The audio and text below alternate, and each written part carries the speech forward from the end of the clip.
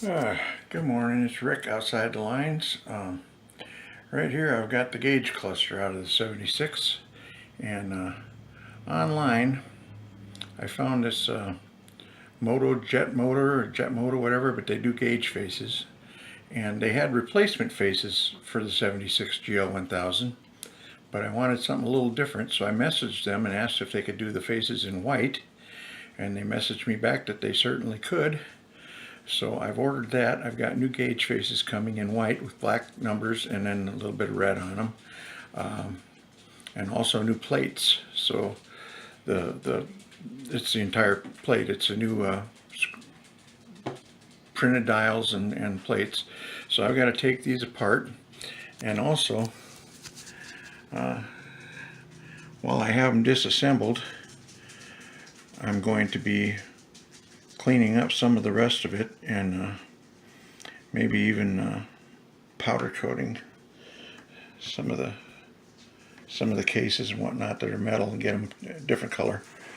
But we'll see how that turns out.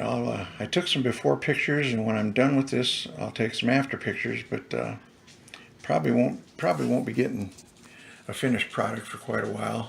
This will be probably my first attempt at powder coating. Is going to be these gauge bodies, and we'll see how that works out. And then I've also got to do the triple tree, so get that all the same color and get it all matching. And I want to get it away from the black, and I'm not sure what I'm going to do it yet. I'm thinking of maybe a transparent copper or something like that. We'll see. But stay tuned. We'll see what happens next. Bye. Okay, we have disassembled the gauges. I got wiring harness and lights, support structure, the chrome backing, and then the display, idiot light display. These are rubber, go inside of these to vibration dampers of some sort.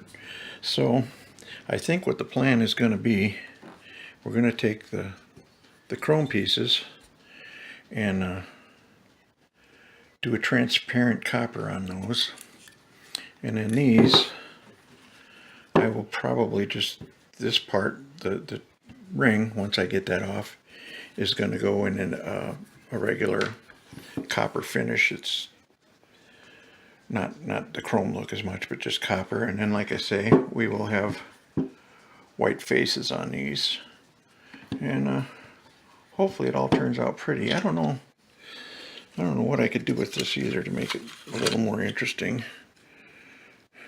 I don't know, maybe some kind of vinyl wrap on that. I don't know, it's plastic, but we'll see.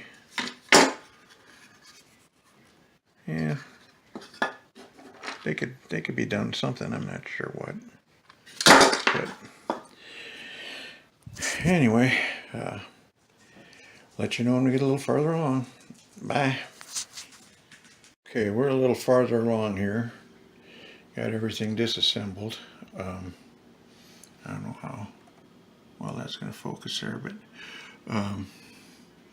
part of what I did here, I went and got a hose clamp, and I put it around here so that when I was prying that ring off, I didn't expand the actual ring. I just peeled the edge up, and hopefully that ring will be just fine and reusable. And then I was going to show you, but I don't really have a good way to hold the camera. But what you do to pop that needle off is you take 2 spoons from the opposite sides at the same time, and you kind of pop it. You kind of pop it down a little bit, and that's how you pop that needle off without damaging it. I just use a couple of spoons like that, and all I'm taking off of here is the needle and the face, and the rest of this, nothing's getting done to that, but this is either going to get painted or powder coated. It has like an inner liner that holds the glass in there, and I'm not sure if that's glued in or what. If it's glued in, I don't think it'll take the heat of powder coating, and I don't know how I would get it out of there, without damaging or breaking the glass or something. I've got to look at it a little further and see what else I can do with it. But I think once I got this all taken apart, the parts that I'm going to refinish, I can start working on. My faceplates should be here in a few days. And I don't know. We'll let you see the finished product. But I had a heck of a time getting under that ring to get started on that.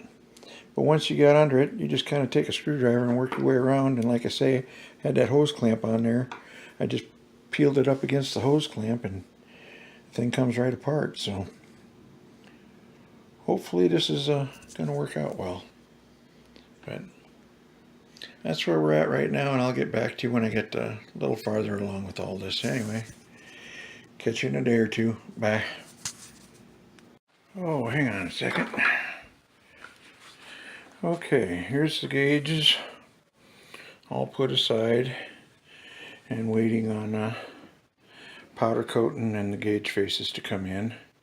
And I think that's actually going to go pretty good. They're not as difficult to disassemble as I thought they might be. And I also did get the lenses out of them, and these trim pieces came apart pretty easily. There was just a gasket around the top of it, and once you pulled that off, it kind of fell apart. Also, today in the mail, this arrived. I ordered this the other day. It's Gunson's Color Tune, which I've always had to guess if my idle mixture was right, or if my, I use the vacuum gauges and I can match flow, but I don't know that it's right. Well, this thing actually shows you what color of flame you're burning at different RPMs and tells you where you should set your carburetors and whatnot. I'd never heard of it, but it's been around for 40 years or so. And one of the builders that I watch over in England did a demonstration on this, and if you want to see, he's in my subscription list. It's For the Bold, Dregis, and I hope he doesn't mind me shouting out.